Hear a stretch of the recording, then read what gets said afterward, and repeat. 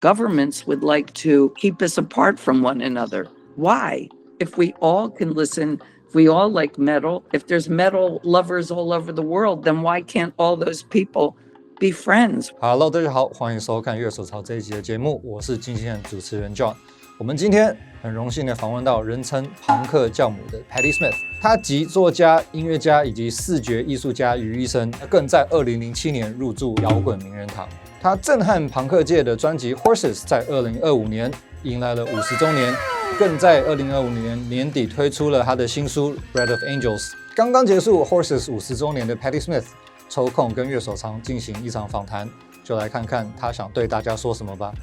Hello everybody, I'm Patti Smith and I'm joining YSO Life. Very happy to be here.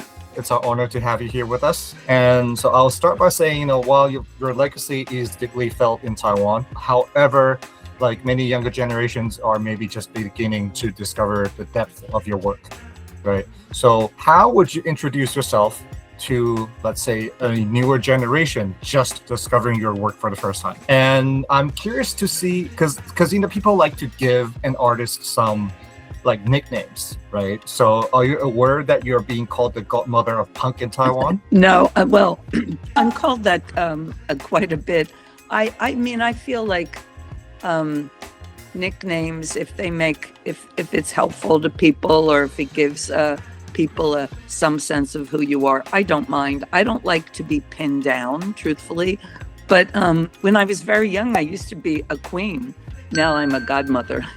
But I'm happy to be a godmother and proud. But I would just explain myself as a person who always felt a calling to be an artist of some kind and was willing to sacrifice and work hard.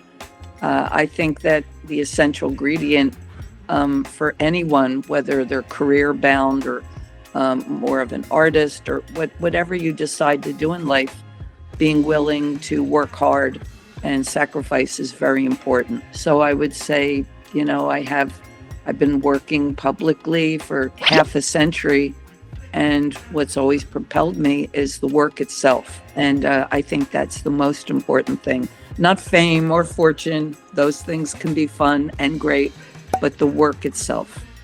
So right. I'm a worker. That's my own nickname. The punk is kind of about challenging the system in Freedom. a way. Freedom, expressing yourself, and kind of like that. I mean, look at Taiwan as like almost a punk rock country because it's just call is, and the right is freedom. It's a very independent. I've always seen Taiwan as a very strong and independent country that has many influences, but their own identity. So there's something very punk rock in that. Your debut album, is seen as one of the most influential works in modern music history. So when you first recorded it, did you have any sense or did you envision what it would become, like a cultural landmark, or it was just kind of, that's what came to me? No, I mean, truthfully, I was working in a bookstore. I got this opportunity. And all I wanted to do was do a record that spoke to people who weren't usually spoken to. People, the outsiders, people with different sexual persuasions, or just the black sheep, the marginalized people. So I thought it would be a small album and hopefully helpful to people of the same kind of mind who felt alone. And and hopefully it would inspire them. I never dreamed that it would resonate a half a century later and that it would be inspiring or influential to others. I just wanted to sort of help the people of my generation. And so it's a great honor. Right. And, coming up with the 50th anniversary edition of Horses, again, the debut album, which you're embarking on tour. And also, you're launching a book tour for your other book, your book, Bread of Angels. How are you adjusting to kind of the both identities? Because you have a lot of roles. I think that what I like the most as an artist is to be working in the present future. But sometimes we have to look back and gather our work together to present to people or represent it. I still relate to many of the things on horses, so that wasn't a challenge. Physically, it was a bit of a challenge. I'm 79 years old, and it's a very rigorous album, but I was able to do that. And the book, I'm happy with the book because it is an autobiography. It spans my whole life. So again, it's looking back. There's a whole chapter practically on the making of horses. But at the end of the book, I move into the future as a writer. So I'm trying to balance past and present and future. And mostly now that I've completed the book, completed the horses tour, I'm looking forward to just barreling on when it becomes the year of the fire horse and just keep galloping, because we all have tough times. Your own country, we're having tough times in my country. People all over the world for different reasons are going through either very personal things or national things. I just like people to know they're not alone. We just have to stick together as people. Unfortunately, I've never visited Taiwan, but it's noted as a country where people really help one another, that people honor their ancestors, honor their parents, and just give a helping hand to one another. And that's what we have to do. We have to stick together. We have to help one another as best we can. Yeah, and again, the new book, Bird of Angels, it feels quieter and more contemporary as compared to just kids, right? So what kind of drew you to explore the memory and looking back spiritually and the everyday rituals at this point in your life? A few different reasons. First of all, Just Kids was written really from the point of view of a person in their 20s, because I was writing it to honor my promise to Robert Mapplethorpe right before he died, that I would write about our life together and about our vows to be artists. So that was a very specific book for a very specific time period. And I just decided, in the arc of my life, I haven't only lost Robert. He died young. My husband died young. My brother died young. My pianist died young. So many people that were important to me died young. And I wanted to write of them, give people a sense of who they were, because they didn't live long enough to do it themselves. Right. And also, to show how we get through difficult times. I mean, in my life, I've been through many, many difficult times and beautiful times, but how do we get through loss after loss, after hard financial times, and then going back up? How do we do it? And I was hoping the book would be helpful to those who were having all of these ups and downs in life and losing loved ones and finding out information about themselves that they never knew. How do we process it? And so I wanted to write a book that would be hopefully inspiring and give people a sense that we are a resilient people and we can get through most everything. It worked, and you've succeeded, obviously, because it did resonate with a lot of people universally. And your book is one of the powers given to them, so if Patti Smith can go through this, then we can also go through this. Well, I feel the same way.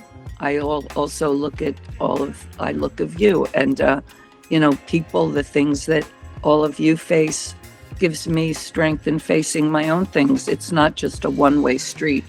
I derive a lot of strength and faith and hope. So going back to the book, you did mention that it took a decade to write Bread of Angels, grappling with beauty and sorrow of a lifetime. I'm hoping that people will find something they need. So that also reflects on all of kind of what we just said. And it draws deeply from your most personal experiences. Was the writing process a really difficult one? I have to say it's difficult writing memoirs. I promised myself this is the last one. Now I want to write. I love writing fiction. I love writing fairy tales and stories. And so I've done my job, and now I feel like I want to go in a whole celestial direction. Are you a musician? Yeah, I play. Well, I've been playing the guitar for mostly like almost 30 years, but I just switched to playing the bass recently. I just had a sense you might be a musician. It's just something glowing in your face. I always think about Flea in Red Hot Chili Peppers. He's a good friend of mine. When you're backstage with Flea, he has so much energy. He sits there with his bass playing Bach, just like playing like Bach pieces on his bass. Wow. And he practices. You can hardly have a conversation with him that he's not moving his hands over a fretboard or in the air. So yeah, it's like you said, it takes a lot of passion. I think Flea, I don't know, I think he might be 60 by now. And he's like a kid. You feel like you're in a room with a kid. Once again, kind of tied to what you just said, you're blending a lot of things together, right? You said you weren't doing good at school. However, you're blending poetry, you're doing music, and also visual art. And they're all art in some form, but different forms of art. So how did they all come together, right? How did you see yourself having the mission to break traditional boundaries in such creative expressions? Like once again, doing all these things. Well, I think that I didn't put any boundaries on myself because I didn't have a strong classic education, but I was well read. I started reading when I was 3. I'm very, very well read. I love books. I've read art books, or poetry books, all kinds of books. And I learned photography books. And I really learned quite a bit just from studying others. And from a very young age, I seemed to have a natural aesthetic. I was drawn toward a certain kind of photography. I was drawn toward Cubism. I was drawn toward Jackson Pollock. I was drawn toward John Coltrane. No one told me about these things, or that I didn't study them. I felt a natural affinity. And in working myself, I just do my work. I've always made my own money. So I was working in a bookstore, making my own living. I didn't depend on anybody. My parents didn't have money to give me. So I had to work very young. So I was self-reliant, and I just felt completely independent. Nobody could tell me what to do. I entered rock and roll in my own way. I performed in my own way. I took pictures in my own way, because I wasn't trying to build a career. I just wanted to explore and do good work. And in my whole life, I saw the whole arc of rock and roll. It was being invented when I was a little girl. You see things you think were the biggest in the world, then forgotten, then revived again. So stand your ground. Yeah, right. And I guess, punk and metal back then, again, we're the underdogs, the real underdogs for totally different reasons. I didn't listen to Metallica, but when I saw, my son loved Metallica, and he said to me, Mom, you're always talking about bringing people together, through music, through art. He said, watch this. And he showed me the video of 2 million Russian kids singing Metallica songs. And I thought that was one of the most beautiful things I ever saw. Because music, whatever it's called, whatever the genre, does have that power. The idea was to bring us all together globally, young people, because our governments would like to, keep us apart from one another. Why? If we all can listen, if we all like metal, if there's metal lovers all over the world, then why can't all those people be friends? Why do we have these lines drawn that makes us different?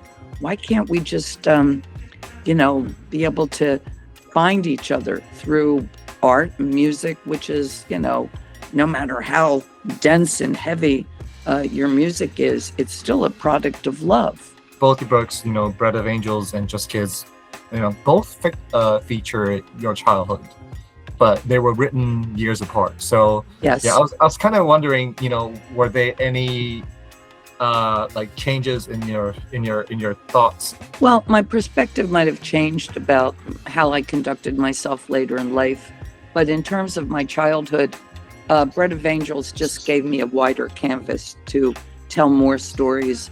I think that my childhood has always been important to me. I love my siblings. We were born very close after World War II, and I was the oldest, and they really always believed in me, supported me, helped me, because I was sort of sickly and awkward, but, with a big imagination. And they really made me feel important. They made me feel strong. They made me feel respected. And so that my childhood is very, very meaningful to me. Also, the freedom that we had back then. We just were out playing all day. Our parents worked. We were like, sort of a bit wild. We weren't bad, but we didn't answer to anyone.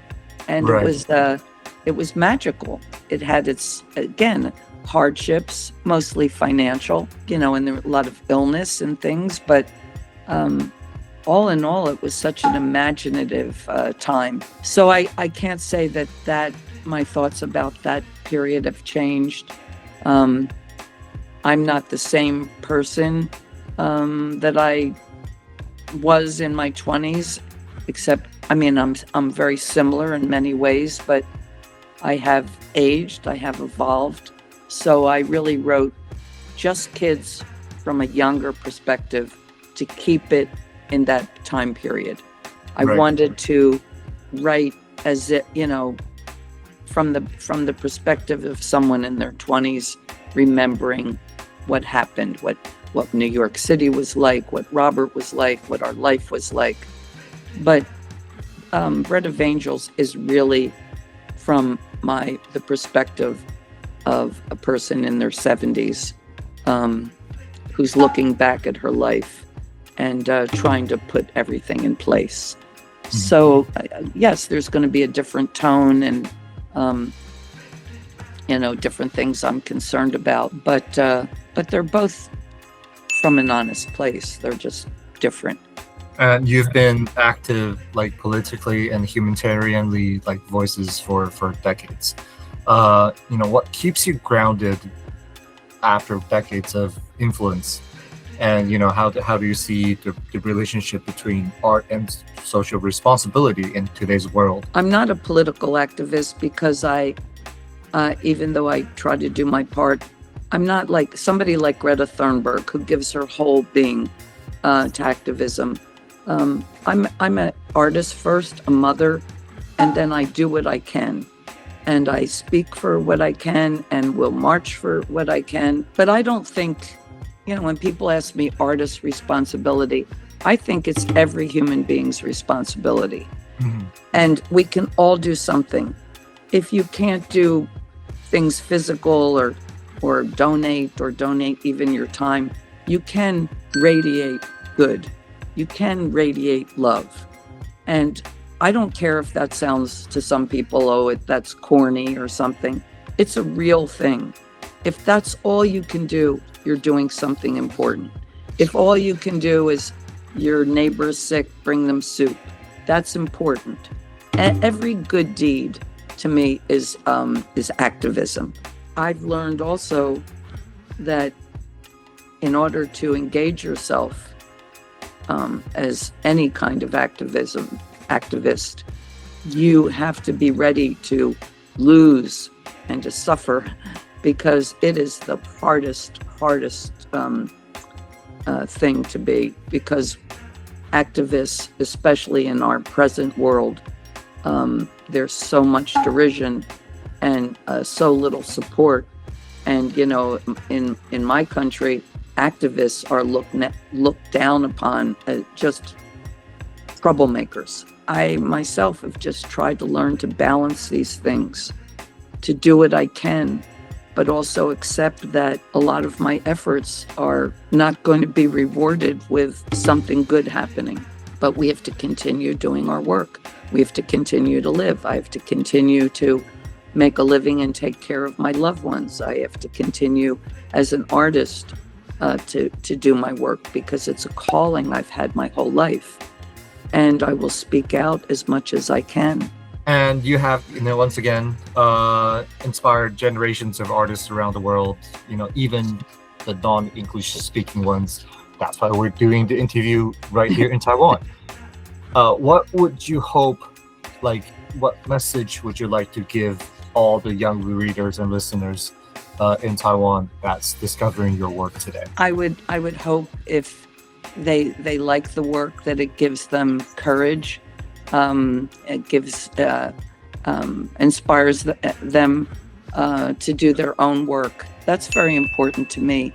If I can inspire people to whatever their work is, whether it's they want to become a mother or a baker or a bass player, whatever they want to be, that, I want to give them something. Right. I don't want to take away people's energy. I want to give them energy so they can do their own work. And to have courage and stay independent, to stay strong, and no matter what happens, your independence comes from here. It's not because someone tells you you're independent. You're independent inside you. We're near the end of our interview, I would say. But I think it came to a very good conclusion. Like you said, everything that we said today is about love. Yeah, absolutely. I think I would absolutely agree with you. And I just want to wave to, everyone, all the people that, are learning about me through you. And I'm so happy. I'm really grateful to have had this time with you. Really, it made me really happy, really. So the honor's ours. And the takeaway from this interview is, once again, love. Thank you very much for doing this interview with us. It's our honor to have you here, doing this with you. And it was a lot of fun. For me too. Yeah, I have to be honest and say, since you're such an icon, so I was kind of nervous, but turns out we were having a really good conversation. Good. I'm happy too. It was good. It was a good conversation for me too. And I'm ready. It's snowing out. I'm looking out at my window and it's snowing. And I don't know, it just seems like a happy day. And thank you. And have a good night. 其实今天这场访问毕竟是面对庞克教母，所以原本非常的紧张。可是我跟他却有一个一见如故的感觉，我们过程中聊得非常开心。好，希望大家会喜欢今天的访谈，我们下次再见，拜拜。